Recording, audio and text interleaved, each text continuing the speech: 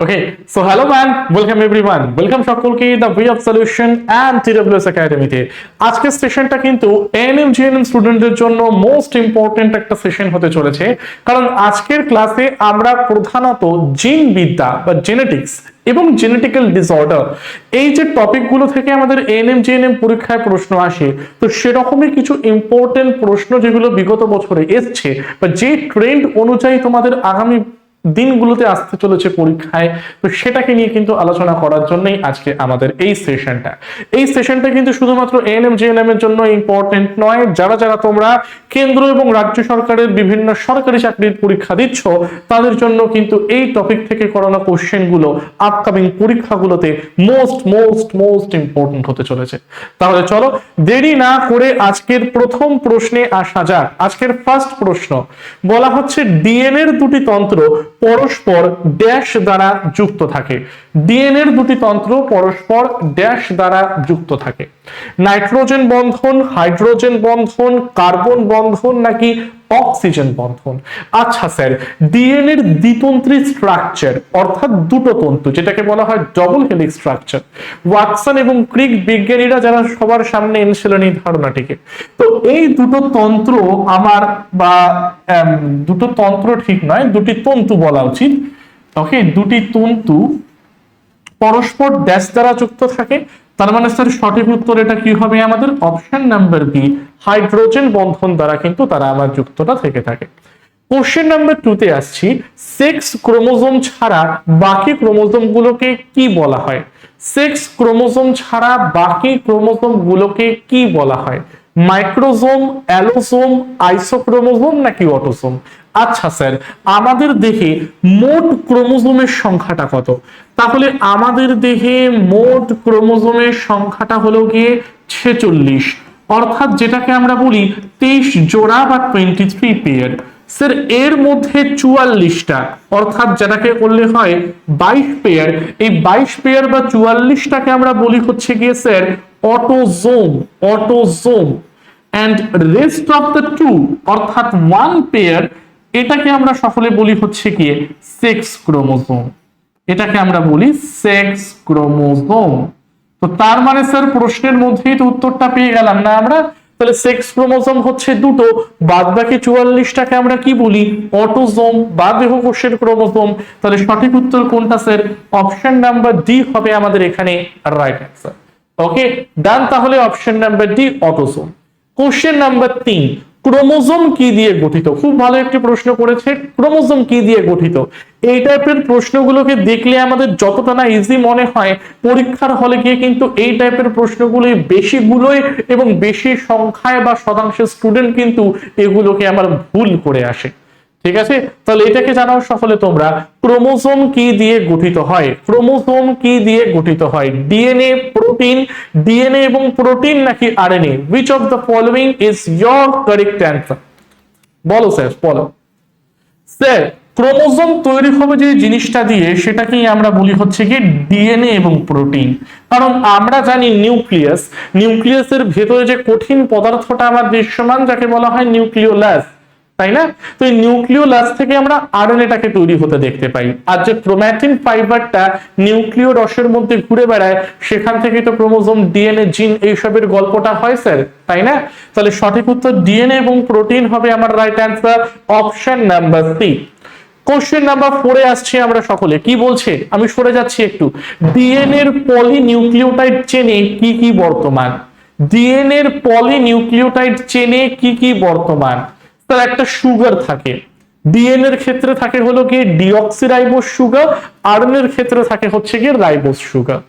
এরপরে থাকে হলো কি নাইট্রোজেন বেসেস, ডিএনএ এর ক্ষেত্রেও নাইট্রোজেন বেস আমরা দেখতে পাই, আরএনএ এর ক্ষেত্রেও নাইট্রোজেন বেস আমরা দেখতে পাই। এছাড়াও রয়েছে হলো কি ফসফেট গ্রুপ। তাহলে কি বললাম স্যার? এক তো হচ্ছে কি আমাদের নাইট্রোজেন বেসেস অর্থাৎ পিউরিন এন্ড পিরিমিডিন, তার সাথে থাকে হলো কি ডিঅক্সিরাইবোজ শর্করা, তার সাথে হলো কি ফসফেট গ্রুপ। কোথায় আছে স্যার দেখি? Nitrogen base okay sir, deoxyribose sugar okay sir, phosphate group okay sir. তার মানে অপশন নাম্বার এ হবে আমার এখানে রাইট অ্যান্সার। ঠিক আছে, যেই নাইট্রোজেন বেস আবার দু ধরনের হয় ডিএনএ এর ক্ষেত্রে, যার ক্ষেত্রে বলি আমরা পিউরিন এবং পিরিমিডিন, পিউরিন এবং পিরিমিডিন, তাই না? চলো পরেরটায় যাচ্ছি।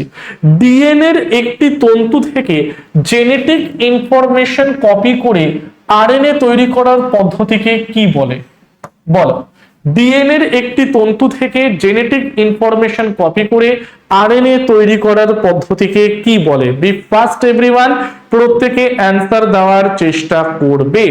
আচ্ছা, আর কার কার কটা ঠিক হলো, টোটাল কটা ঠিক হলো সেটা কিন্তু আমাকে কমেন্টের মধ্যে জানাতে ভুলবে না, সেটাকে কিন্তু আমাকে কমেন্টের মধ্যে জানাতে ভুলবে না, ঠিক আছে?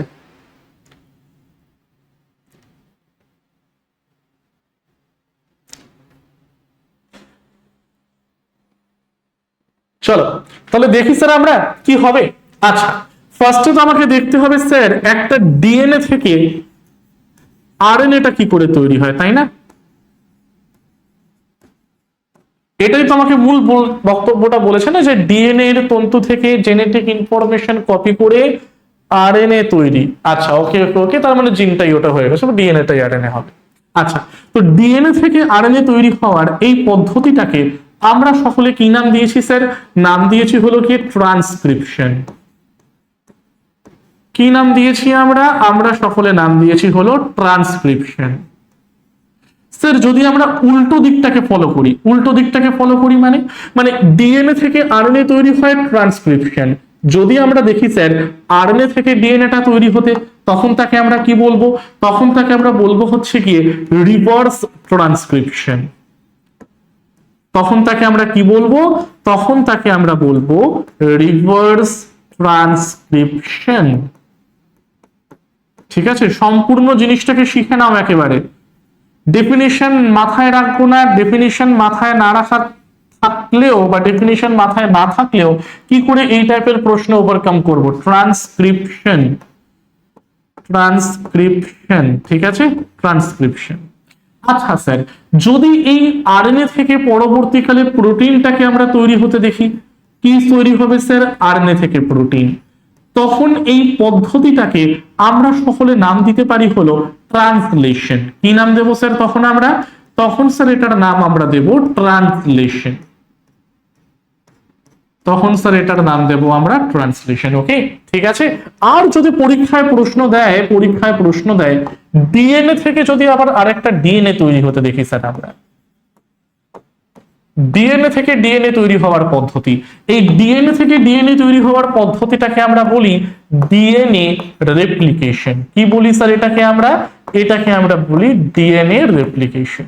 ব্যাস, এই জিনিসটাকে তোমরা প্রত্যেকে একবার মাথায় রাখো, তাহলে কিন্তু ট্রান্সক্রিপশন, ট্রান্সলেশন, রেপ্লিকেশন বা ডিএনএ থেকে আরএনএ তৈরি, আরএনএ থেকে ডিএনএ তৈরি, ডিএনএ থেকে ডিএনএ তৈরি, এই জায়গাটা আশা করি এরপর থেকে আর কারোর গুলোবে না। আর এই জায়গাটা যদি ক্লিয়ার হয়ে গিয়ে থাকে কমেন্টে একটু লিখে দিও ওয়াই স্যার বলে, ঠিক আছে? তো তাহলে স্যার প্রশ্নে কি বলেছে? ডিএনএ এর তন্তু থেকে জেনেটিক ইনফরমেশন কপি করে আরএনএ তৈরি করা, ডিএনএ থেকে আরএনএ, অর্থাৎ sir transcription. Option number B হবে আমাদের এখানে কারেক্ট অ্যান্সার। ঠিক আছে, চলো কোশ্চেন নাম্বার 6। অ্যাংলো নিউবিয়ান কোন প্রাণী প্রজাতির উদাহরণ? অ্যাংলো নিউবিয়ান কোন প্রাণী প্রজাতির উদাহরণ? কমেন্টের মধ্যে অ্যান্সার দেবে। ভেড়া, ছাগল, মুরগি নাকি গবাদি পশু? ভেড়া, ছাগল, মুরগি নাকি গবাদি পশু? অ্যাংলো নুবিয়ান প্রাণী।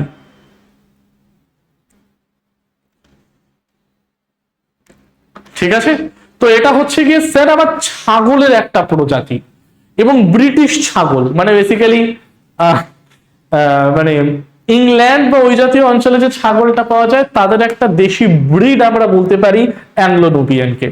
ঠিক আছে, তাই সঠিক উত্তর কোনটা? অপশন নাম্বার বি হবে আমাদের কারেক্ট অ্যান্সার। হাতেরটায় চলো। থ্যালাসেমিয়া একটি জিনগত রোগ, এটি কাকে প্রভাবিত করে?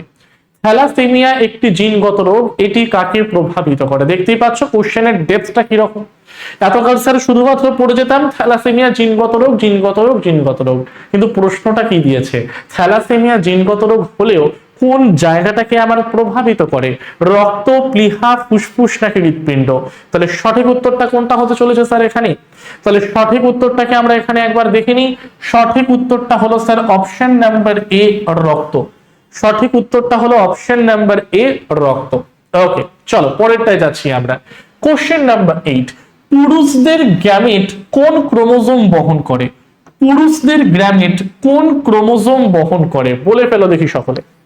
কারণ বেসিক্যালি পুরুষদের ক্ষেত্রে সেক্স ক্রোমোজোম বর্তমান আর মহিলাদের ক্ষেত্রে সেক্স ক্রোমোজোম বর্তমান।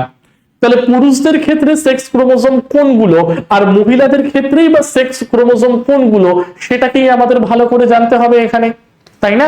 তো চলো দেখে নিই আমরা পুরুষদের গ্যামেটে কোন ক্রোমোজোম বহন করে। তার পুরুষ হচ্ছে গিয়ে এক্স অ্যান্ড ওয়াই, এটা হলো তার দুটো সেক্স ক্রোমোজোম, মহিলাদের হচ্ছে গিয়ে x and x sex chromosome. তার মানে এক্স অ্যান্ড ওয়াই দুটোই আমার বর্তমান, এক্স এবং ওয়াই উভয় ক্রোমোজোম।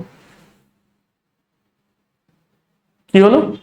পুরুষদের গ্যামেটে, ও সরি সরি সরি গ্যামেট বলেছে তো, sorry sorry sorry sorry sorry sorry sorry gamete বলা আছে বাবু, গ্যামেট বলা আছে। এটা তো নর্মাল তার দেহে উপস্থিত, তাই না? গ্যামেট বলা আছে। গ্যামেটে এক্স থাকবে অথবা ওয়াই থাকবে, কারণ গ্যামেটের মধ্যে একটা মায়ের দেহ থেকে আসবে, একটা বাবার দেহ থেকে আসবে। তো এই বাবা যদি পুরুষ হয়, মানে মানে বাবা তো পুরুষই হবেন, বা বাবা যদি পুরুষ হন, বাবা যদি পুরুষই হন তাহলে কি হবে, তার এক্স অথবা ওয়াইটা আসবে। আর মায়ের ক্ষেত্রে তো এক্স আসছেই। এবারে মায়ের এক্স বাবার এক্স মানে এক্স ক্রোমোজোম, মায়ের এক্স ক্রোমোজোম বাবার এক্স ক্রোমোজোম মিলিত হয়ে কি হবে, এক্স অ্যান্ড এক্স মানে ডটার হবে। আর মায়ের এক্স ক্রোমোজোম বাবার ওয়াই ক্রোমোজোম মিলে কি হবে, হয়তো সেখানে আমাদের সান হবে, যেটাকে বলা হয়। ঠিক আছে, তো এটা হচ্ছে মূল ব্যাপারটা আমাদের। চলো কোশ্চেনটাকে ওমিট করি আমরা। কোশ্চেন নাম্বার 9, হিমোফিলিয়া রোগের জিনটি, হিমোফিলিয়া রোগের জিনটি, হিমোফিলিয়া এটাও কিন্তু একটা রক্ত ঘটিত হয়ে থাকে না আমাদের। তো বেসিক্যালি আমাদের অটোসোমাল লিঙ্গ সংযোজিত হোলান্ড্রিক নাকি এএনসি উভয়ই, কোনটা হবে আমার সঠিক উত্তর? হিমোফিলিয়া রোগের জিনটি কোন প্রকার হয়ে থাকে? হিমোফিলিয়া রোগের জিনটি কোন প্রকারের হয়ে থাকে বলো।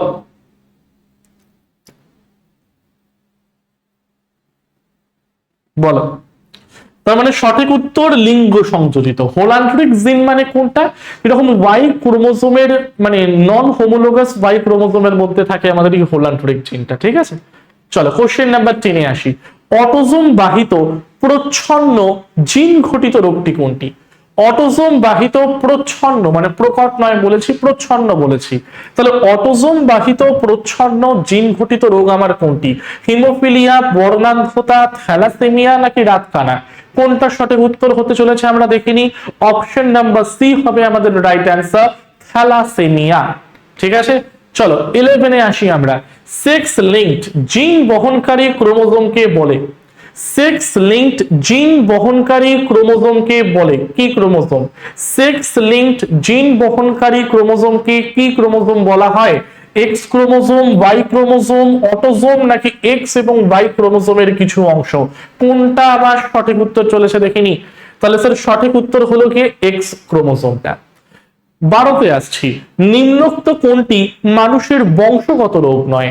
নিম্নোক্ত কোনটি মানুষের বংশগত রোগ নয়? অ্যালঝেইমার, বর্ণান্ধতা, ডাউন সিনড্রোম নাকি হিমোফিলিয়া? বলে ফেলো কোনটা। নিম্নোক্ত কোনটি মানুষের বংশগত রোগের উদাহরণ নয় রে বাবু? নিম্নোক্ত কোনটি মানুষের বংশগত রোগের উদাহরণ? বংশগত রোগ মানে কোনটা? পূর্বপুরুষের ছিল, জেনারেশন বাই জেনারেশন রোগটা হয়ে চলছে। কোন জেনারেশনে রোগটা প্রকট হলে রোগটা দৃশ্যমান, আর কোন জেনারেশনে রোগ যদি প্রচ্ছন্ন হয়ে থাকে তাহলে সেই জেনারেশনে হয়তো না হলেও রোগটা আমার পরবর্তী জেনারেশনে বাহিত হয়ে চলে যায়। ঠিক আছে, তো এটাকেই আমরা বলি হচ্ছে কি জেনেটিক ডিসঅর্ডার বা বংশগত রোগ। তার মানে এটার সঠিক উত্তর হলো কি অপশন নাম্বার এ, অ্যালঝেইমার। অ্যালঝেইমার কেন হয় স্যার? আমাদের হাইপোথ্যালামাসের মধ্যে একটা নিউরোট্রান্সমিটার বর্তমান, যাকে বলা হয় ডোপামিন। এই ডোপামিনের কম ক্ষরণের ফলে যেই রোগটাকে আমরা হতে দেখতে পাই তাকেই বলা, সরি ভুল বললাম, ডোপামিনের কম ক্ষরণে পার্কিনসন হয়। এটা কেন হয়? আমাদের মস্তিষ্কের অগ্রভাগ বা ফোর ব্রেইনের 3টি অংশ হয়, সেরিব্রাম বা গুরু মস্তিষ্ক, থ্যালামাস আর হাইপোথ্যালামাস। সেরিব্রাম বা গুরু মস্তিষ্কের মধ্যে 4টে লোব দেখতে পাই, যার মধ্যে প্রথমটাকে বলা হয় ফ্রন্টাল লোব। এই ফ্রন্টাল লোব যদি ম্যালফাংশন করে তাহলে আমাদের মধ্যে কোনো মেমোরি তৈরি হয় না, এবং যা যা মেমোরি ছিল বা স্মৃতি ছিল সেগুলো একটা একটা করে নষ্ট হতে থাকে। ঠিক আছে, তো সেটা কি বলা হয়? অ্যালঝেইমার। সঠিক উত্তর অপশন নাম্বার এটা। 13টা বলো ডিএনএ এর একটি প্যাচের মাপ কত হয়? স্যার ওয়ান ওয়ার্ড কোশ্চেন দিয়েছে, বোঝানোর কিছু নেই এগুলোতে। ডিএনএ এর একটি প্যাচের মাপ হয়ে থাকে আমার 34 অ্যাংস্ট্রম হয়ে থাকে এটা। ঠিক আছে, ডিএনএ এর পিউরিন বেস গুলো কোনটা? ডিএনএ এর পিউরিন বেস গুলো কোনটা বলেছিলাম স্যার, ডিএনএ এর মধ্যে নাইট্রোজেন বর্তমান, তাই না? নাইট্রোজেন বেসেস বর্তমান, যার মধ্যে একটাকে বলা হয় পিউরিন, একটাকে বলা হয় আমাদের পিরিমিডিন। একটা হলো পিউরিন, একটা হলো পিরিমিডিন।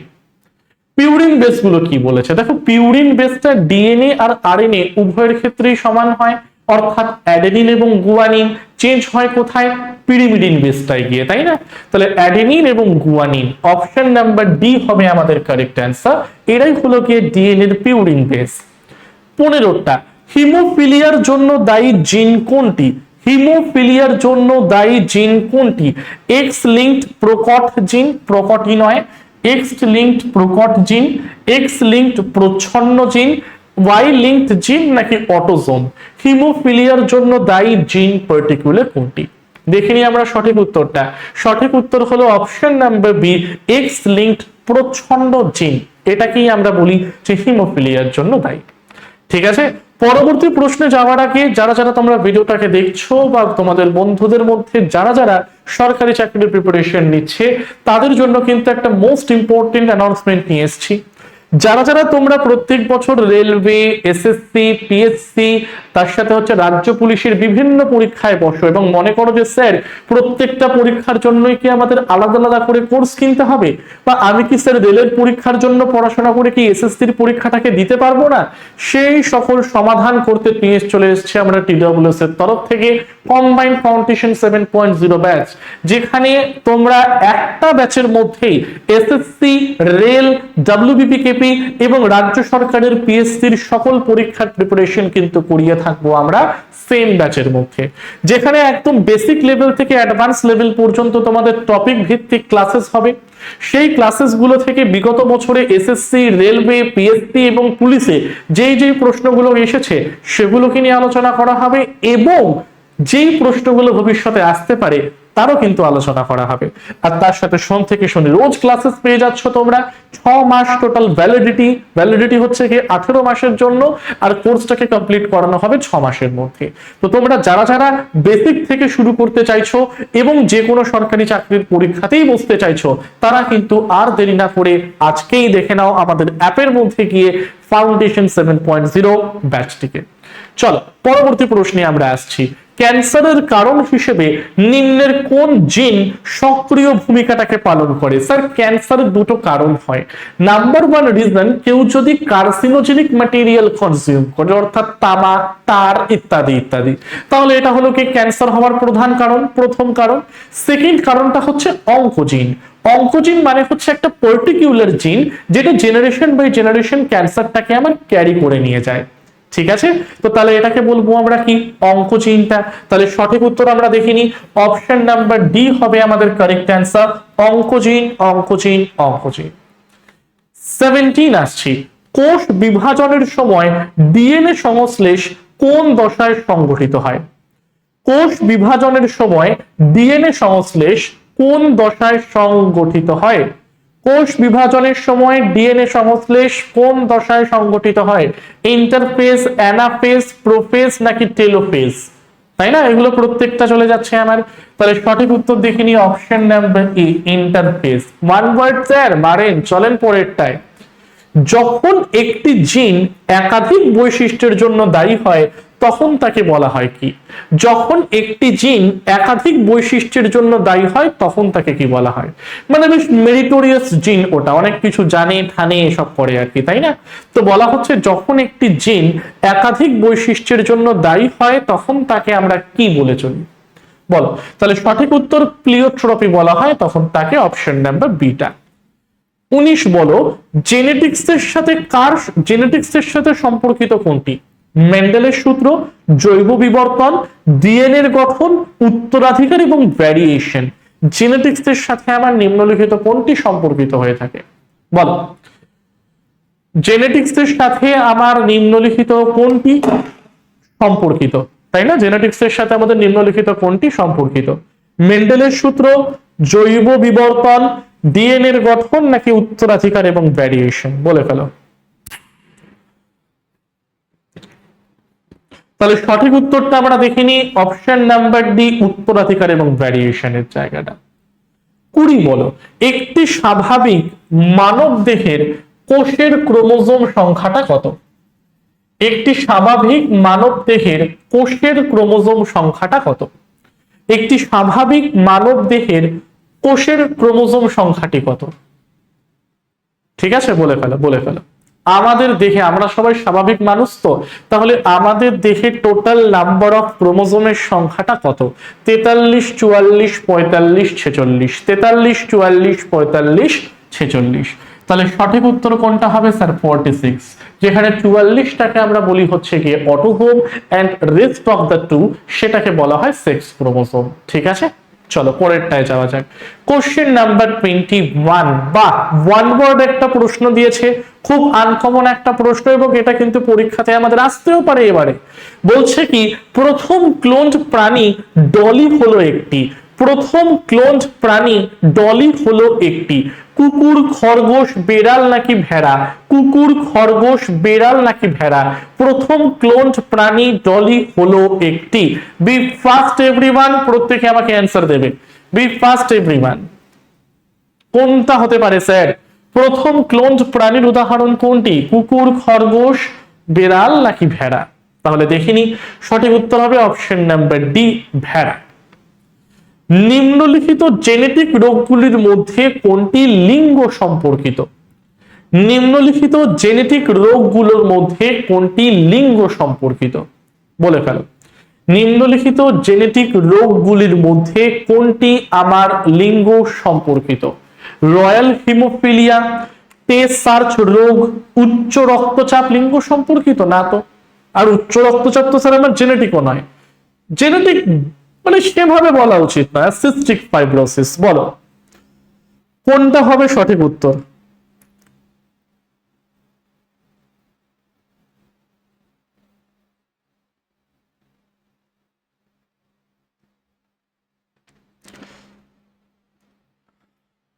ঠিক আছে, তো এটা হচ্ছে কি, ইংল্যান্ডের এক রানী ছিলেন কুইন ভিক্টোরিয়া, তার থেকে এসছে ওই রয়্যাল হিমোফিলিয়ার নামটা। রয়্যাল হিমোফিলিয়া, এটা হচ্ছে কি one type of haemophilia B. One type of haemophilia B, যেটা হচ্ছে কি ব্লাডটাকে ক্লট করে দেয়। One type of haemophilia B, বা স্যার যেটাকে আমরা বলি blood clotting disorder. Blood clotting disorder বলি যেটাকে আমরা সকলে। ঠিক আছে, চলো 23-তে আমরা আসছি। কোন শিশুর পিতৃত্ব নির্ণয়ের ক্ষেত্রে নিম্নলিখিত কোন পদ্ধতিটি ব্যবহার করা যেতে পারে? কোন শিশুর পিতৃত্ব নির্ণয়ের ক্ষেত্রে নিম্নলিখিত কোন পদ্ধতিটি ব্যবহার করা যেতে পারে? বি ফার্স্ট এভরিওয়ান, প্রত্যেকে অ্যান্সার দেবে আমাকে।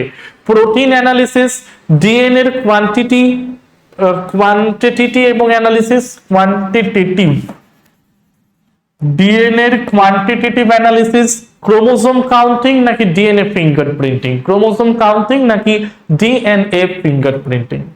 প্রোটিন অ্যানালিসিস, ডিএনএ এর কোয়ান্টিটেটিভ অ্যানালিসিস, ক্রোমোসোম কাউন্টিং নাকি ডিএনএ এর ফিঙ্গারপ্রিন্টিং?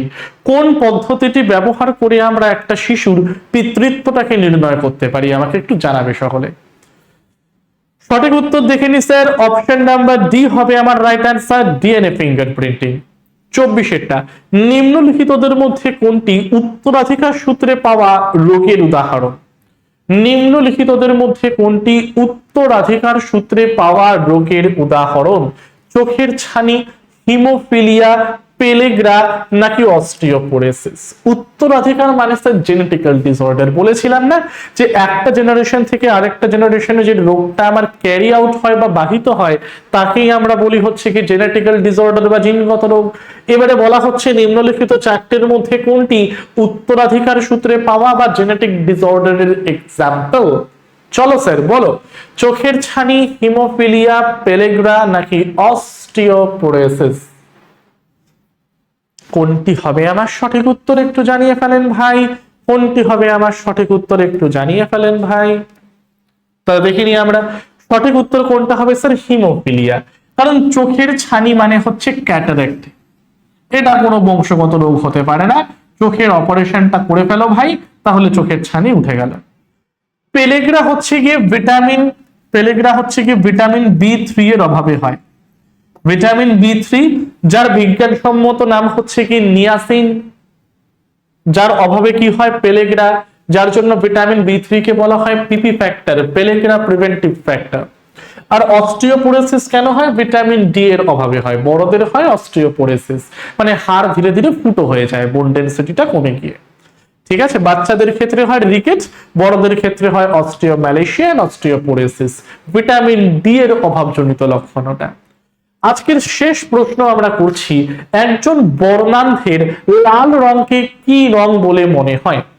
একজন বর্ণান্ধের লাল রংকে মনে হয় অন্য কোন রংটা? হলুদ, নীল, সবুজ নাকি বেগুনি? হলুদ, নীল, সবুজ নাকি বেগুনি? একজন বর্ণান্ধের লাল রংকে কি রং বলে মনে হয়? হলুদ, নীল, সবুজ নাকি বেগুনি? Which of the following is your correct answer? দেখিনি আমরা সঠিক উত্তর কোনটা। স্যার সঠিক উত্তর হলো কি সবুজ। যার জন্যই তো কিছু কিছু সরকারি চাকরির পরীক্ষায় এতটা টাফ ওয়েতে এটাকে দেখা হয়। স্যার লাল রং, আমি দেখছি সবুজ, চালিয়ে তোলেই যা হবে হবে, ব্যাস গল্প শেষ সেখানে গিয়ে। তো যাই হোক না কেন, তো জেনেটিক্স থেকে 25টা কোশ্চেন কিন্তু আজকে আমরা এখানে প্রত্যেকে সলভ করলাম। ব্যাচের ডিটেলসটা বলে দিলাম। ব্যাচ থেকে আর বর্তমানে আমাদের TWS অ্যাপ তোমরা সকলেই জানো, প্লে স্টোরে গিয়ে সার্চ করবে, যারা যারা করোনি প্লে স্টোরে সার্চ করবে TWS একাডেমি বলে, সেখানে একটা অ্যাপ পাবে। অ্যাপটাতে ইনস্টল করলে যে কোনো সরকারি চাকরির authentic notification, news, free classes বা সেই পার্টিকুলার চাকরির জন্য কোনো পেইড ব্যাচেস আছে কিনা সব কিছুর তথ্য কিন্তু তোমরা অ্যাপের মধ্যেই পেয়ে যাবে। কোনো মক টেস্ট দিতে হলে তোমরা অ্যাপে দিতে পারবে। তাহলে কম্বাইন্ড ফাউন্ডেশন 7.0 এটা বর্তমানে চলছে, এটাকে নিয়ে আলোচনা করে দিলাম। এছাড়াও যারা রেলওয়ে অ্যাসপিরেন্ট তাদের জন্য স্পেশালি চলছে rail foundation batch number 2, upper primary arts practice and science practice ANM GNM foundation এখনো আমাদের চলছে ব্যাচটা রানিং, WBPKB ফাউন্ডেশন চলছে। ব্যাচ রিলেটেড এবং অ্যাপ রিলেটেড কোনো কোয়েরি থাকলে তোমরা অবশ্যই কল অথবা হোয়াটসঅ্যাপ করে নিও 9062160805 এই নাম্বারে। ঠিক আছে, the way of solution Telegram চ্যানেলটাকে প্রত্যেকে সার্চ করবে টেলিগ্রামে গিয়ে এবং চ্যানেলটার মধ্যে জয়েন হতে ভুলবে না। এটা হলো আমাদের মানে আসল চ্যানেল যেটা বলছি আর কি, মানে টেলিগ্রাম চ্যানেলের মধ্যে। আর the way of solution, TWS academy and TWS smart, এই তিনটে ইউটিউব চ্যানেলকে কিন্তু একদম মনে করে ফলো করতে হবে, কারণ যে কোনো সরকারি চাকরির অথেন্টিক আপডেট, তার রিলেটেড ফ্রি ক্লাসের ডিটেলস, মক টেস্টের ডিটেলস, কোশ্চেন অ্যান্সার পোস্টিং, এছাড়াও হচ্ছে কি আরো সকল তথ্য পেতে তোমাদের কিন্তু এই তিনটে ইউটিউব চ্যানেলকে সাবস্ক্রাইব করে নিতে হবে। তাই দেরি না করে নামগুলো সার্চ করে আজই সাবস্ক্রাইব করে নাও। আর যদি ভিডিওটিকে ভালো লেগে থাকে অবশ্যই লাইক করবে। এএনএম জিএনএম পরীক্ষার্থী এছাড়াও অন্যান্য সরকারি চাকরি পরীক্ষার্থীদের কিন্তু ভিডিওটাকে শেয়ার করতে ভুলবে না। আর কমেন্টের মধ্যে কটা অ্যান্সার ঠিক হলো এটাও কিন্তু আমায় জানাতে ভুলবে না। তাহলে আজকের সেশনটাকে এই পর্যন্তই রাখছি। এরকম আরো ইম্পর্টেন্ট সেশন পেতে এএনএম জিএনএম রিলেটেড তাহলে আজকেই কিন্তু সাবস্ক্রাইব করে দাও চ্যানেলটিকে। তাহলে আজকে এই পর্যন্তই। টিল দেন সকলকে থ্যাংক ইউ এভরিওয়ান।